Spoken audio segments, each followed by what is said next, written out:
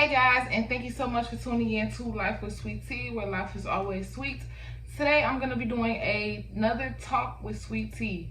So today's topic that I want to talk to you guys about, I know it may sound cheesy, but I want to talk to you guys about love. Yes, Love, love, because I know like everybody throws the word around, and a lot of people don't really know like how to express love, or they express love only in the way that they know how.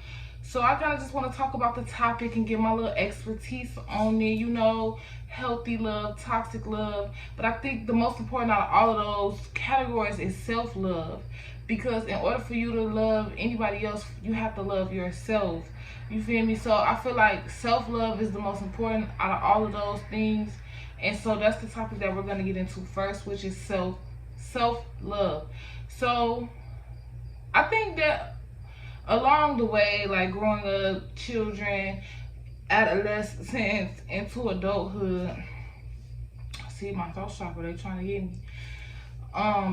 Adolescence into adulthood, we kind of all start seeing insecurities in ourselves and things that we don't like, or it'll be something that somebody else told us, or just something about our own bodies that we do not like.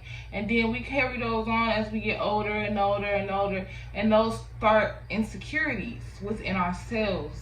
And so that's why it's important to have self-love. It's important to say self-love affirmations. I love myself. Look in the mirror and say, I love myself. I am beautiful. Like stuff like that. To make, if nobody else is saying those words to you, you're saying them to yourself. If you feel like you got an insecurity within your body or something, I feel like you should at least look at it in the mirror once a day. Do a little dance, do a little spin around, and make sure you love something about yourself, even if you hate it. And that's another reason why I feel like you should wear the type of clothes that you want to wear, because covering up like your insecurities in your body and all that stuff, it only like suppresses how you already feel. If you don't love yourself, if you don't like yourself, then like covering it up only makes you feel worse, because you always wonder, like subconsciously, like it's just like wanting to be set free. It's like wanting to be set free from a situation. So I do feel like self-love is important. On top of that, self-love is just staying away from situations that you know are toxic, or people that show you toxic love. It's like, I love myself enough to stay out of certain situations. I love myself and my body enough to keep it out of harm's way, depending on your situation. It's like, I love myself enough to eat healthier, to be healthier. And then for some people, self-love is just needing some rest and actually getting that rest. Like, it's just the things that you love about yourself, or the things that you need as a person to feel love, like to feel like I love myself, to feel like I did something great for my body today, for my image today. Like, I talked to myself about myself in the mirror and said, you're beautiful. It's like that. Because that's the first step. It's like, because if you don't love yourself, then it's easy to fall into a situation to where the love is toxic. So then if you already have these insecurities within yourself, and you like walk with your head down, and like I said, like covering things up, whether that be like, I'm gonna wear big baggy clothes today because I'm insecure about my body, or that be like scars or something about your body that you do not like, so you cover it up. And then you meet this person who plays on that insecurity, because they don't want you to go outside with clothes on that show your skin and stuff like that anyway. And so then it's kind of like a win-win situation for them, because they get to be toxic and down talk you, and you already had low self-esteem, so they really not, you feel me, like doing anything to you technically that wasn't already there. But that's definitely gonna make it worse, make your insecurities worse. And that's why sometimes when people stay in toxic relationships, you see them just completely lose themselves. Like, they don't dress the same, they don't talk the same, they don't look the same. Like, it's like when you see them outside, they don't, they not swaggy like that, because that's what I'm hearing, like they used to be. And it's like, oh, since they got with this person. Now, not that that's your business, but I'm just saying the signs be there if you see those signs in a person. So like I was saying, when you don't have self-love, it's easy to fall into that toxic love, whether that be abuse, whether that be somebody that's constantly cheating in and out, and you feel like because you don't love yourself, it's okay for to have another person, because maybe the what I don't love in myself, this person also doesn't love about me, and they went and found it in somebody else. But I also don't love myself enough to get up and leave this relationship, so it just continues to be toxic. You feel me? So it's just like that. Or you can just feel like your body is not good enough, so you let somebody abuse it, or you let somebody mistreat it, or just treat you in a way that shows like, well, the first step is self-love. Like, because if I love myself, I wouldn't be in this predicament. If I treat my body with nourishment, hell no, I'm not gonna let you leave me, or make me feel bad for having a healthy diet. It's like kind of having those standards and setting those boundaries. Now, when it comes to when you do have self-love, and you are okay with being single for a while, some people may practice celibacy or abstinence or whatever you want to call it, and those are things that you develop when you're like focusing on self-love. Like, I love myself enough to be alone and to know that I don't have other people, I don't have another person or other people or a million options, because I'm focused on putting all that love into myself. Then you are opening yourself up to healthy love, like somebody that you're okay with being away from, like, because you're okay with being alone because you've been alone. So it's like you're okay with being away from this person. It's not that toxic love to where you crave all the time, don't want to be away from this person. Like, you going to the store, they going to the store, they going to the store, you going to the store. If they got a doctor's appointment, you gotta come too. If you got one, they gotta come too. And you think it's because like, oh, we love each other, but really it's because like, oh, they want to know what's going on with you at the doctor. That's another thing. When you don't practice self-love, you kind of let others control you, control your movements. That's what I was saying. Control your clothing, control your mood. So when you have healthy love, you are subjecting yourself to being with a person that you're okay with being away from. You trust them enough to, like, when they get done doing what they doing, they'll call you. When they get done with work, they'll come home. It's not like constantly hounding them. It's not like this person has a job and I'm gonna sit outside until their shift is over, or this person does deliveries and I'm gonna come do every delivery with them. It's like you are able to detach from this person because it's healthy love, because you love yourself enough to, first of all, not look like a fool by constantly calling it and checking and wondering and, oh, you cheating on me, like, cause that shit kind of get tiring and start feeling foolish after a while, especially if you can't like catch a motherfucker. So it's like, if you love yourself and you even think somebody would cheat on you, you like, I'm not dealing with that shit. Like, I'm gone, period. Or you just love yourself enough to know you can get to know somebody and know if that's a trait that they have. Even though people can't hide shit like that to the very last break of dawn, to the last minute. I feel like healthy love is more so just like being open and being able to trust, because I know a lot of people have trust issues. But when you are, like, I'm hearing in love with yourself, like when you're in love with yourself enough to just be okay, like that's all I'm getting. It's like, just be okay. You're okay with just being okay alone. You more than likely will meet somebody that is on that same level as you, and you guys gradually move into allowing other people into your lives instead of just hurry up, rush, let's move in together. Like, we went on one day, we vibed, and we moved in together. Like, no, it's like that's how it becomes toxic, because you don't know this person. You don't know if they got abusive tendencies. You don't know if they got 10 baby mamas that they hid enough to go on the first date. You feel me? So it's like, when you focus on self-love and you get to love yourself, then you move into a situation and that other person was doing the same thing, because that's more than likely the type of energy that you're going to attract. Then y'all can trust each other when y'all not apart.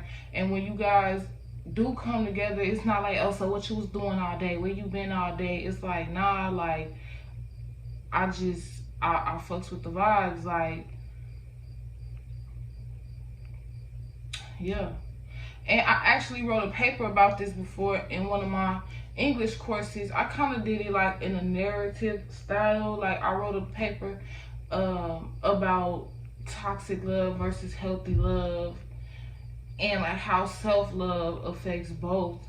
And that's, I kind of did it in a way to where I wrote about like a past toxic relationship and a relationship that I see myself in the future, which was just more healthy things like words of encouragement and support, having a person's back, respecting the person's boundaries. If they say no, that means no, and regardless of like what the context of that is.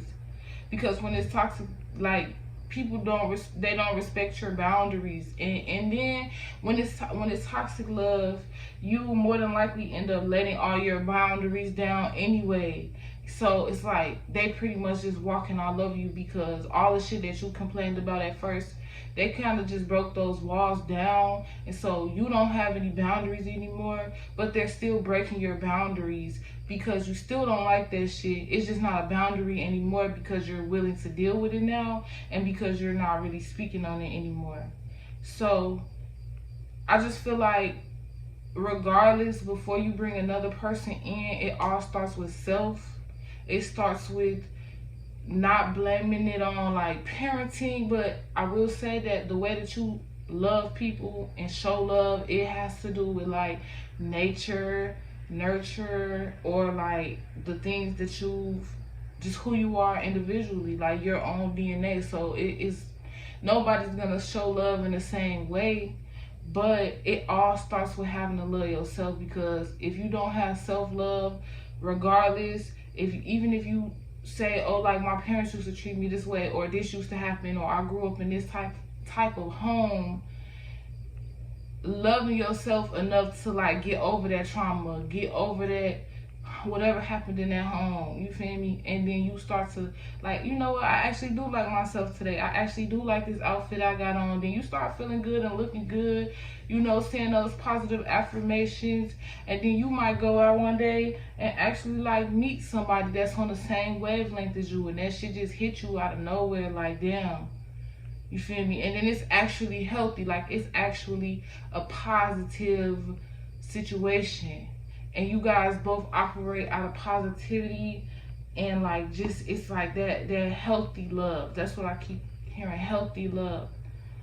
Now I will say that some people probably are going to stay in toxic cycles over and over again because they never go within, they never start to look at themselves, they never say like, okay, maybe if I actually love my whatever body part, I would let men or women keep talking about it to the point where I can't even like stand up for myself.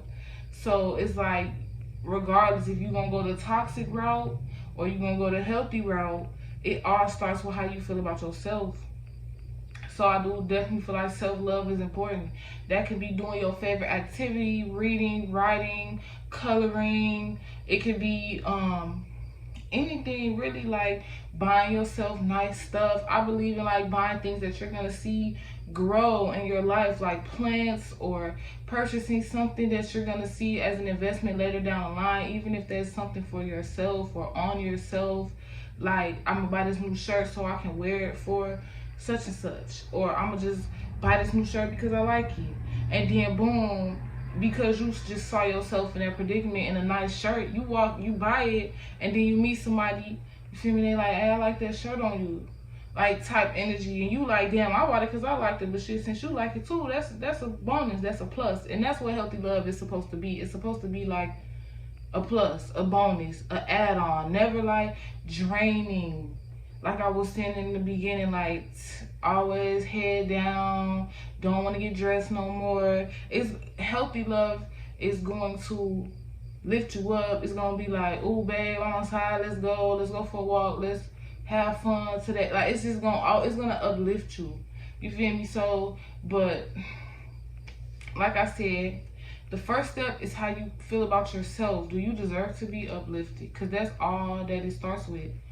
So I'm gonna just leave you guys with that. That's just the little conversation, the little talk I had for you guys today. Let me know how y'all feel. Have y'all started the self-love journey? Are you guys still dealing with like toxic love and toxic relationships and toxic cycles and karma, or are you like on the healthy love? Has anybody experienced like the healthy love phase? I feel like